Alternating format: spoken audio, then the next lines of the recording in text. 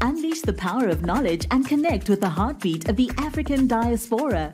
Download our African Diaspora News Channel app now on Google Play and Apple App Store. Stay informed with authentic and diverse perspectives, breaking news, and cultural insights. Immerse yourself in a community that celebrates unity, resilience, and progress. Experience the vibrancy of the diaspora at your fingertips. Don't miss out. Empower your perspective today. Search African Diaspora News Channel and join the conversation. A 12-year-old child bride has been rescued by Ghana police, and she is currently under their protection along with her mother. After a huge public outrage, once footage of customary wedding was shared on social media, the office of the influential priest who was supposed to marry this child, who served as an indigenous community in the capital, defended the marriage, saying it was only ceremonial. The priest is in his 60s and this young girl is 12. The priest is saying that this was strictly a ceremonial marriage and she's not expected to do wifely duties like what wives do. So basically what they are saying is that until she's the age of 18, she's not going to be forced to do anything, and she's not expected to actually do the wifely duties, as I said earlier. So now the controversy is that people don't buy it. They've seen on the footage, people were telling her, you need to dress this way, you need to dress seductively, you need to put on the perfumes that were given to you to incite your husband, your new partner. That's what the conversation was about. So they're like, why would you need to tell her all that? And why are we discussing about wifely duties if it's just a ceremonial wedding? So people are split. I've seen majority of the people are actually angry and there was a huge backlash, but some people believe that this is an attack on tradition. And this is such a tricky topic because when you talk about tradition and culture, people will avoid any conversation. They do not even want to admit when something is wrong or when something is off. We know that as Africans, most of us, we know how you'll get a pushback if you speak up on certain things because they believe that it's part of us and we should not question it. Even though culture is a beautiful thing, majority of our tradition is something that we should always be proud of, and we continue to teach our children and our grandchildren. Some things, if we really think about it, we don't even need to think harder or longer. We'll start to realize, okay, we've come so far as people.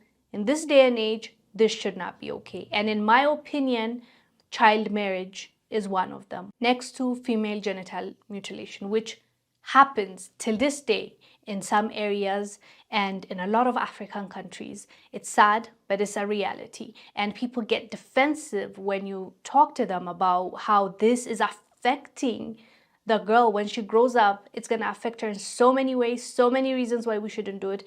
They still get defensive.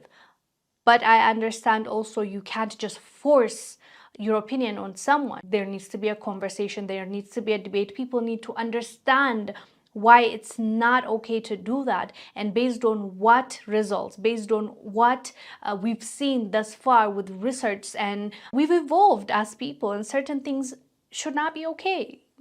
And that's basically what my opinion is on that. And as far as the Ghanaian government is concerned, it's illegal to have marriage under 18. It's plain and simple, it is illegal. So if this marriage is actually a marriage, this was an illegal one. So that's why the police is investigating, and that is why currently the little girl, I can't even say young girl, she's 12, the little girl and her mother are under police protection, and yeah, they're currently investigating. It's just alarming how people are standing up for this, which, as I said earlier, I understand why people get defensive because of tradition. And this man, by the way, is a priest, is a respected man in his community. So obviously they would want to protect him.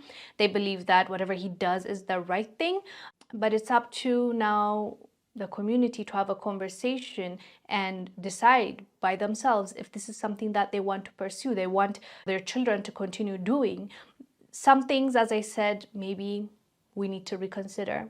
And I know people are going to get mad over that, but that's what I think. But I want to know from you, fam, what are your thoughts about this marriage conversation? And before we go, I want you to watch a clip of Ghanaians having a conversation about this. Susu was speaking on Ghana Tonight, if we could pull his video. So Francis Xavier Susu spoke on Ghana Tonight yesterday, and he explained that the section of the Children's Act which talks about betrothal makes this transaction an illegal one. Yeah. So the Children's Act forbids any child to be forced into any betrothal or any marriage of any sort unless she's 18 years old. Yeah. But there's a word forced into betrothal, which has also become an issue of confusion, asking, was the child forced, or what is the meaning of force? Or does the child have the mental capacity to be able to decide that she wants to be betrothed to this man? And, you know, so these are some of the legal issues that have come up. But the law as we know it is that no child or no person under the age of 18 years old can enter a marriage. Yeah. And so it's I mean, that's a law. yeah, that's basically what the law is. Let me just read what it says. So it's Section 14 of the Children's Act 1998, Act 560. And it says, right to refuse betrothal and marriage. A person shall not force a child to be betrothed, to be the subject of a dowry transaction, or to be married. And the minimum age of marriage of whatever kind is 18 years. Yeah. So the law is very explicit on this matter. And so that's why Francis is saying that, I mean, regardless, no matter how they twist, you know, the conversation and say that it's not exactly a marriage where there'll be conjugal, you know, relation between herself and the leader, it's still wrong. So, and that is what has to be addressed. Exactly. So yesterday when I was speaking to the gentleman who speaks for the Traditional Council, I asked him that, so does this girl reserve the right to say when she's 18 that she is not interested in being this traditional leader, which she's supposed to be? And he said, no, royalty comes at a price. And so you cannot get up and say, I no longer want to be this. And I found that as a curious case, you know.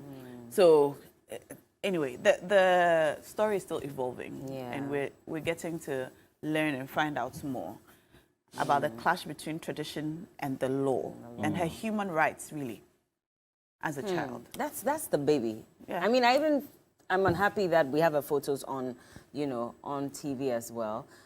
Because again, there's also a part of the law that says that you have to protect the image of the child as well. Yeah. You As know, media. Exactly. So it's all very confusing right now. And they say that in fact she's been performing her duties since she was 6 years ago. Yeah. And so that clearly shows that this has been going on for a while. The only reason we are now finding out about it is because it has come out to the limelight. Yeah. And so how many more of such instances do we have across the country that have not come to light? It's a big question. And I should just of now, add we know that the they police tried have to gone- explain to me yesterday that the child was 13 and not 12. It doesn't make much of a difference. But, No, it doesn't. But Still just falls, just for outside facts purposes, she's still young. the law's bracket Yeah, she's by still way young. of the age. And if you watch the ceremony, the MC made some very specific statements. I don't know if you watched the ceremony. I did. Where the MC was teaching her how to, I don't know, seduce her man. You know, those aspects of the video, Suggestive. you know, are suggestive of a conjugal marriage, like a marriage properly so called. So just opposing that vis-a-vis the explanation that has been given, that there's nothing sexual attached to it, it's just a customary or a spiritual role that she has assumed. She'll continue going to school. Apparently, she has a chauffeur that takes her to school. She's very well taken care of. She goes to one of the best schools in Nungwa, is what he said. And so her childhood has not been denied, according to them. Let us know down below your thoughts are about this. I am Wongel Zelalem. I'll see you on the next.